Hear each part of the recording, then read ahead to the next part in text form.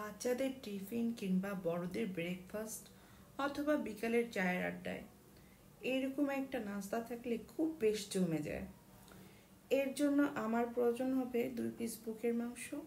2 piece বুকের মাংসে আমি 1 কাপ পানি দিয়ে এতে 1 স্লাইস আদা, একটা রসুন থেতলিয়ে এটা দিয়ে দিলাম এবং এর সাথে আরও যোগ করলাম এলাচ, দারচিনি, গোলমরিচ এবং স্বাদ মতন লবণ। ভালো করে মাংস সিদ্ধ করে ঠান্ডা করে কাঁটা চামচ দিয়ে মাংসটা একেবারে ঝুড়ো ঝুড়ো করে নিলাম।